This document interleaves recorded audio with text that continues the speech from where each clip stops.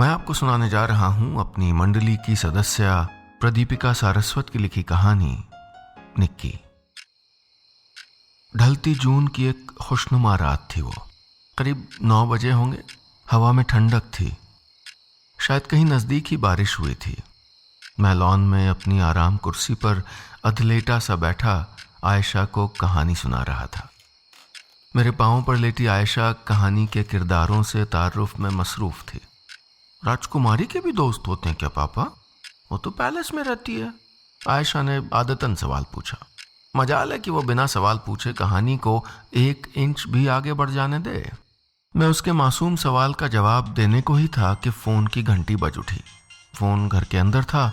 मैं उठने को हुआ तो आयशा अपने सवाल पे अड़ गई। मैं उसे गोद में उठाए कमरे तक पहुंचा तो फ़ोन की घंटी बजकर बंद हो चुकी थी। किसी अननोन नंबर से कॉल थी। कॉलर आईडी चेक की तो रागिनी का नाम फ्लैश हुआ। रागिनी मित्तल। रागिनी का फ़ोन इतने साल बाद, अचानक, वो भी इतनी रात को। पुराने ऑफिस में मेरे साथ काम करती थी रागिनी। उन दिनों काफ़ी करीब भी थे हम। अच्छी लड़की थी, मेरी काफ़ी अच्छी दोस्त थी। लेकिन पिछले 3-4 सालों से कभी बात नहीं हुई थी मेरी उससे।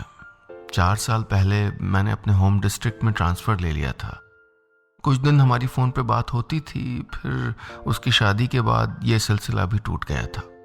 बर्थडे एनिवर्सरी पे भी विश नहीं किया था पिछले सालों से हमने एक दूसरे को। इस अचानक आए फ़ोन पे हैरानी के साथ साथ फिक्र भी हुई थी मुझे। मैंने कॉल बैक किया तो फ़ोन पे वही थी। हाय, कैसे हो फराज? इतने दिनों बाद भी मुझे उसकी आवाज़ से उसकी हालत समझने में ज़रा भी देर नहीं लगी थी। कुछ ठीक नहीं था। रागिनी, सब खैरियत तो है ना बच्चा? मैंने पूछा तो उधर से दबी हुई सिसकियां सुनाई देने लगी थी। कई दिन से तुमसे बात करने का मन था, भरे हुए गले से बमुश्किल ही रागिनी कह पाई थी। आई विश तुम दिल्ली में ही होते। इसके बाद कुछ नहीं कहा था उसने। अगले 1 मिनट तक उसकी सिसकियां सुनता रहा था मैं। फ़ोन रखने से पहले मैं दिल्ली आने का वादा करना चाहता था उससे, लेकिन सारी व्यस्तताएं एक साथ याद आ गई थी मुझे।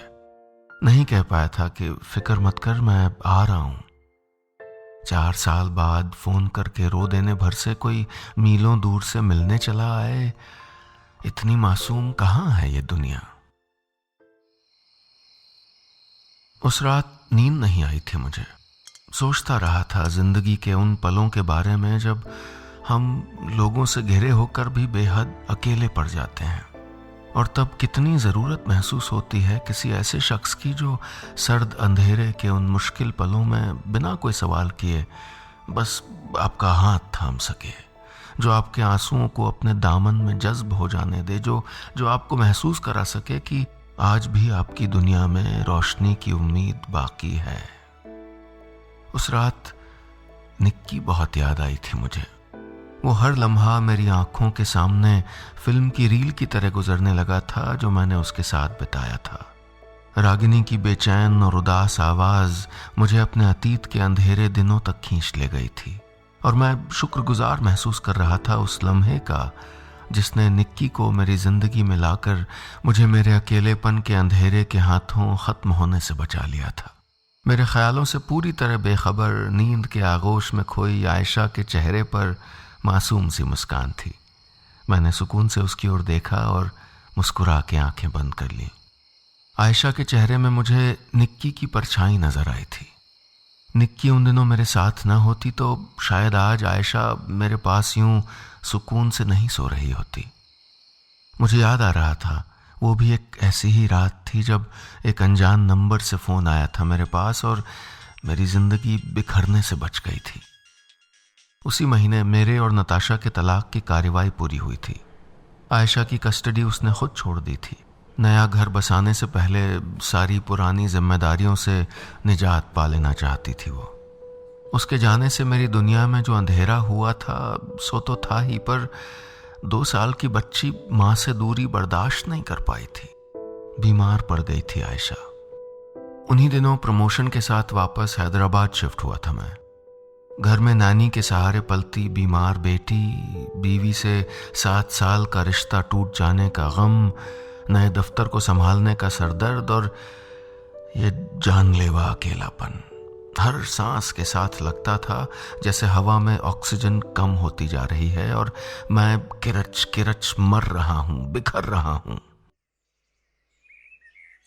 उन दिनों एक बहुत बड़ी रेस्टोरेंट चेन का एड कैंपेन तैयार करने का प्रोजेक्ट मिला था कंपनी को। मुझे लगा था ये नई मसरूफियत शायद मुझे मेरी ज़ाती ज़िंदगी के अजाब से कुछ वक्त के लिए सही दूर रखेगी। पर उस रात जब घर पहुंचा तो ये भरम चरमरा के टूट गया था। नैनी मेरे कमरे में चैन की नींद सोई थी और मेरी आयशा अपने बिस्तर में बेहोश पड़ी थी। अस्पताल जाकर पता चला कि आयशा को लुकीमिया था। यकीन ही नहीं कर पाया था मैं। बमुश्किल चंद लफ्ज बोल पाने वाली आयशा, जिसके इर्द गिर्द मैंने अपनी जिंदगी के सारे सपने बुन डाले थे, आज वो खुद अपनी जिंदगी से जूझ रही थी। उसकी बोन मैरो ऐसी वाइट ब्लड सेल्स बनाने लगी थी जो उसे इन्फेक्शन से लड़ने की ताकत देने के बजाय कैंसर दे रही थी। उफ, मैंने तो जरा से सुकून की ख्वाहिश की थी और बदले में मुझे ये अजाब मिले थे। 2 रातें अस्पताल में ही गुजरी थी मेरी। न खाने की फिक्र थी, न सोने का होश। बस एक बार ऑफिस में फोन करके बता दिया था कि अभी नहीं आ सकूंगा। डॉक्टर्स जल्द से जल्द कीमोथेरेपी शुरू करना चाहते थे। बोन मैरो ट्रांसप्लांटेशन पे भी बात हो रही थी।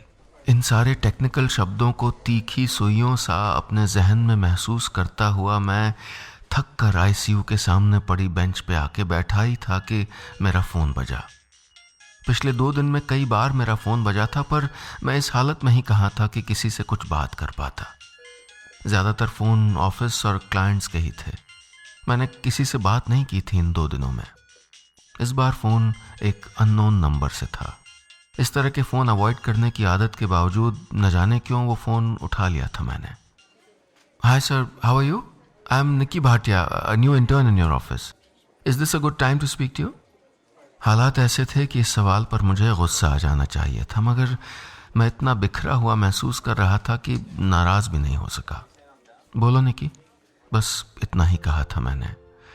पर उस लड़की ने जैसे मेरे इन 2 अल्फाज में पिछले 2 दिनों में मुझ पर गुजरी कयामत सुन ली थी। Are you all right sir? Do you need any help? अपनी बात भूलकर उसने तुरंत पूछा था। मेरे ना कहने पर उसने खामोशी से फ़ोन रख दिया था। उस वक्त मैं कहाँ जानता था कि ये बित्ते भर की लड़की मेरा मसीहा बनने जा रही थी। आधे घंटे से ज़्यादा वक्त नहीं बीता था कि निक्की मेरे सामने थी। आई एम सॉरी सर, मुझे पता नहीं था कि आप अस्पताल में हैं। सिन्हा सर से बात की तो पता चला कि आपकी बेटी की तबीयत ठीक नहीं है। 2 दिन से ऑफिस नहीं आए थे तो मुझे लगा था कि कुछ तो प्रॉब्लम है। वो बोलती चली जा रही थी और मैं उसे बोलते देखता चला जा रहा था। मैं अभी आयशा के डॉक्टर से मिल के आ रही हूँ, आप फिक्र मत कीजिए, सब ठीक हो जाएगा। उसने तसल्ली दी तो मेरी आंखें नम हो उठी थी। सब कुछ ठीक होना ही था, मैं सब ठीक कर लूँगा। मैं ये कल से खुद को हिम्मत बंधा रहा था, पर इस तरह इस अजनबी लड़की का यूं आकर मुझसे ये सब कहना, मेरा सारा दर्द, मेरी सारी परेशानी उसके इस बिन मांगे स्नेह की गर्मी से पिघलने लगी थी। अच्छा चलिए खाना खा लीजिए। उसने मेरी आंखों में तैरते आंसुओं को जानबूझकर नज़रअंदाज करते हुए टिफ़िन निकाल लिया। वो माँ की तरह बिहेव कर रही थी और मैं एक बच्चे की तरह उसकी बात सुनता जा रहा था। इससे पहले कि मैं खाने को लेकर नानुकर करता, उसने टिफ़िन खोलकर एक निवाला मेरी तरफ बढ़ा दिया। उस रात वो आयशा के पास ही रुकी थी, आईसीयू में, और मुझे जिद करके घर भेज दिया था। अगले दिन जब मैं सुबह अस्पताल पहुंचा तो वहीं थी निक्की, डॉक्टर से आयशा की हेल्थ रिपोर्ट समझते हुए। मैंने देखा आयशा के बिस्तर पर ढेरों सॉफ्ट टॉयज रखे हुए थे। निक्की की थकी हुई आंखें बता रही थीं कि वो रात भर जागी थी, पर इसके बावजूद भी वो मुझसे ऐसे मिली थी जैसे सब कुछ नॉर्मल था। उसका यहाँ होना, रात भर जागना, मुझे उम्मीद देना। आयशा को कहानियां सुनना बहुत पसंद है, जाने से पहले बोली थी वो। मेरी बेटी के बारे में मुझसे ज़्यादा जान गई थी वो 2 दिन में। शाम को मैं दवाइयाँ लेकर लौटा तो आयशा को खाना खिलाते हुए मिली थी निक्की। दादा आप खाओ। आयशा को एक बाइट खिलाने पर हमेशा वो अगली बाइट मुझे खिलाने की जिद करती थी। आयशा अपना पसंदीदा खेल अब निक्की के साथ खेल रही थी। आयशा खुश थी पर मैं थोड़ा परेशान हो गया था। झुंझलाहट भी हुई थी कि आखिर क्यों आ रही है ये लड़की यहाँ, आखिर इसे मेरी मदद की क्या पड़ी है, जबकि मैं इसको ठीक से जानता तक नहीं हूँ। आज के वक्त में बिना किसी लालच के कौन किसी की मदद करता है, आखिर चाहती क्या थी ये। सेकेंड ईयर के एग्जाम देने के बाद कॉलेज की छुट्टियां होने पर उसने हमारी एड फर्म ज्वाइन की थी। हम सिर्फ मास्टर्स के स्टूडेंट्स को रखते थे इंटर्न, लेकिन निक्की काफ़ी ब्रिलियंट थी। उसके स्ट्रॉन्ग पोर्टफोलियो की वजह से उसको ना नहीं कर सके थे हम। उसे एक जूनियर कॉपी एडिटर के साथ रखा गया था। मुझसे उसका वास्ता सिर्फ good morning, good evening sir तक का ही था। बहुत से बहुत किसी असाइनमेंट में मदद लेने के लिए कभी कभी आ जाया करती थी, लेकिन ऐसी बॉन्डिंग कभी नहीं थी कि मेरी बेटी के बीमार होने पर वो अस्पताल की सारी जिम्मेदारियां संभाल ले। आज जब सारे पुराने कलीग्स फ़ोन पे ही अपनी अपनी दुआएं भेजकर अपनी जिम्मेदारियां पूरी कर चुके थे, ये अनजान लड़की यहाँ मेरे साथ खड़ी थी। रात तक हम दोनों सारा काम करते रहे। इंजेक्शन देने के लिए नर्स को बुलाना, दवा लेकर आना, ब्लड सैंपल्स को जांच के लिए दे के आना या रिपोर्ट्स लेके वापस आना, ढेर सारे काम थे अस्पताल में। पर रात को जब निक्की ने मुझे घर जाकर आराम करने को कहा तो मैं चिल्ला पड़ा था उस पर। अरे तुम कौन हो जो मुझे बताओगी कि मुझे क्या करना है क्या नहीं? वो मेरी बेटी है, मैं यहीं रहूंगा उसके पास। उसकी मासूम बादामी आंखें छलक आई थीं, पर कुछ बोली नहीं थी वो। इससे पहले कि मैं कुछ और कहता, आयशा के डॉक्टर्स की पूरी टीम हमारी तरफ आती नजर आई। हम दोनों अपनी बात भूलकर उनकी तरफ बढ़ गए थे। आयशा के खून में कैंसर सेल्स बहुत ज़्यादा हो चुके थे। उसे जल्द से जल्द बोन मैरो ट्रांसप्लांट की ज़रूरत थी। सिर्फ कीमोथेरेपी काफ़ी नहीं थी और बोन मैरो के लिए मैचिंग डोनर मिलना आसान नहीं था। डॉक्टर्स ने उम्मीद बंधाई थी कि वो अपनी तरफ से पूरी कोशिश करेंगे, पर यह कोशिश मुझे भी अपनी ओर से करनी थी। डॉक्टर्स के जाने के बाद निक्की ने भी रात को अस्पताल में रुकने का इरादा बदल दिया था। खाने का टिफिन और बाकी सामान मेरे हवाले करके वो वापस चली गई।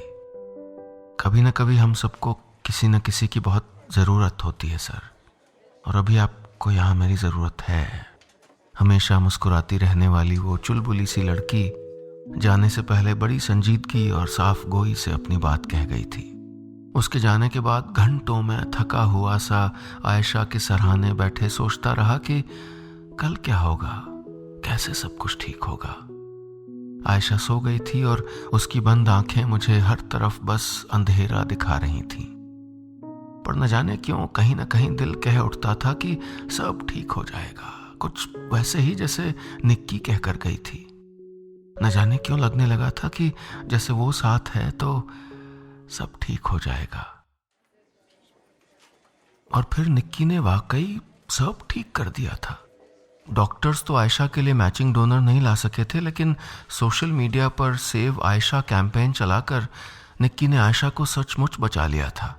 इसके अलावा वो इस बीच रेस्टोरेंट चेन के एड कैंपेन पे भी काम करती रही थी। अस्पताल आने पर वो निक्की की बीमारी के अलावा इस कैंपेन पर भी मुझसे बात करती, मेरी सलाह लेती। उस 20 साल की लड़की ने मेरा घर, मेरा काम, सब कुछ किसी फरिश्ते की तरह आके बचा लिया था। पर जिस तरह वो अचानक किसी जादू की तरह मेरी जिंदगी में आई थी, उसी तरह अचानक चली भी गई। आयशा के घर शिफ्ट होने और मेरे दफ्तर संभाल लेने के बाद वो नजर नहीं आई, तो मैं उसके घर गया। उसके माँ बाप ने बताया कि वो कॉलेज के एक्सचेंज प्रोग्राम में अमेरिका चली गई थी। मेरी वजह से उसने अपना अमेरिका जाना पहले ही 2 महीने के लिए डीले कर दिया था। निक्की अपने माँ बाप की गोद ली हुई बेटी थी। 2 बेटों के माँ बाप भाटिया दंपत्ति ने बेटी न होने की कमी को 2 अनाथ लड़कियों को गोद लेकर पूरा किया था। हम हमेशा निक्की जैसी बेटी चाहते थे। हमने जितना उसको सिखाया उससे ज़्यादा हम उससे सीखते हैं। मिसेस भाटिया की बात आज तक याद थी मुझे। मिसेस भाटिया की आंखों में अपनी बेटी के लिए फख्र भी भूला नहीं था मैं। आज भी लोग बिना किसी लालच के दूसरों के काम आते हैं। मुझसे आधी उम्र की लड़की बड़े सलीके से सिखा के चली गई थी मुझे। सुबह 6 बजे के अलार्म ने मुझे उस गुजरे वक्त से बाहर निकाला था। यानी सुबह हो चुकी थी और मैं रात भर यही सब सोचता रहा था। आयशा अब भी सोई हुई थी। मैंने उठकर उसके लिए दूध गर्म करने को रखा। अपने लिए कॉफ़ी और टोस्ट बनाकर अखबार हाथ में लिए हुए मैं अपने ट्रैवल एजेंट के फ़ोन का इंतज़ार कर रहा था। कुछ देर में फ़ोन आया। हम दोनों की दिल्ली की टिकट्स हो चुकी थीं। रात भर उन लम्हों को दोबारा जी लेने के बाद मेरे लिए दिल्ली जाना बेहद ज़रूरी हो गया था। निक्की ने मेरे और आयशा के लिए जो किया था, पता नहीं मैं वो कर सकता था या नहीं, लेकिन इतना ज़रूर जानता था मैं कि रागिनी, जिसका पिछली रात रोते रोते फ़ोन आया था, उसे मेरी ज़रूरत थी। वो भी अपने अंधेरे पलों में एक निक्की डिज़र्व करती थी।